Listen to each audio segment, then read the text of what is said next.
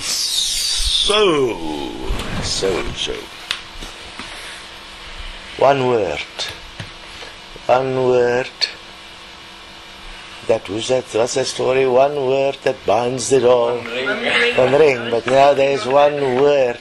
The Lord of the Rings, you have the one ring that binds it all and rules them all. Now, in existence there is one ring, which is one word that rules them all, that rule all and everything that happens. Everything about you determines everything about you, that it determines who you are, it determines what you are, it determines what you do, it determines where you do it, it determines how you do it, it determines why you do it. Oh, everything about you is determined by one word. In every way.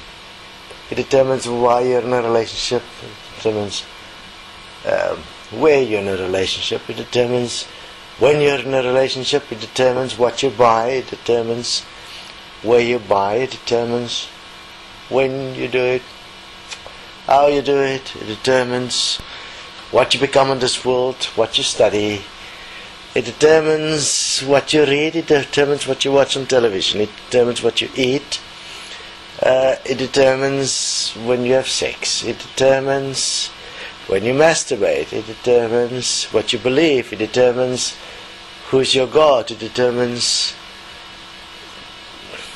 religion, food, clothes, home, you name it. It determines everything that exists in your total existence. It determines all your choices. I mean, nothing of it is real from the perspective that without this one word, nothing happens. You do not exist. And this one word is the word stimulation. Have a look. Stimulation is the elation in all relation. And what is elation? Elation is a form of joy, a form of orgasm, a form of experience. So, advertising is a form of stimulation. You buy according to your stimulation. The reason why you are in a relationship is because of stimulation. The food you eat is how you stimulate your body to generate energy. Without stimulation there is no energy. Have a look, energy does not exist without stimulation. And polarity exists as stimulation. Motivation exists as stimulation. Religion exists as stimulation. What you believe. God exists as stimulation, because unless God stimulates your interest in God through fear or love or reason, whatever it is necessary for you to believe, you will not believe. Everything that exists as you is stimulation. You are even stimulated, comes from a point of stimulation, of penetration between a male and a female as mother and father, from which two cells come together and get stimulated, and then they progress through a stimulation of energy into a form that keeps on wanting stimulation. Without that stimulation you do not exist. You will not move unless you are stimulated. Which means stimulation is your God. Whosoever stimulates you, controls you. Money is what? Stimulation. Without stimulation you will not move. That motivation is really just a nice word for stimulation. What is masturbation? Self-stimulation. What is... have a look. What is more fascinating is that your mouth, through which you stimulate your body, is actually looks like a vagina. I mean, the only difference is... So, your mouth looks like a vagina without the teeth. I mean, that through which you are actually stimulating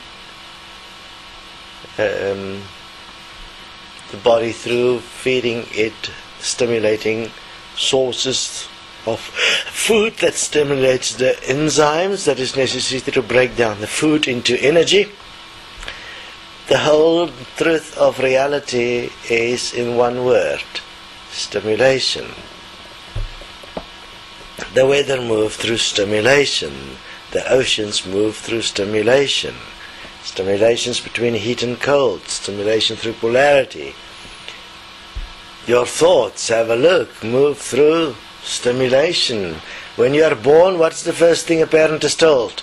Stimulate your child. What is education? Stimulation. Why are you doing a certain kind of job? You have found the reason to stimulate you to do that. Whether it is money or interest, whatever you are doing it because you are stimulated to do it.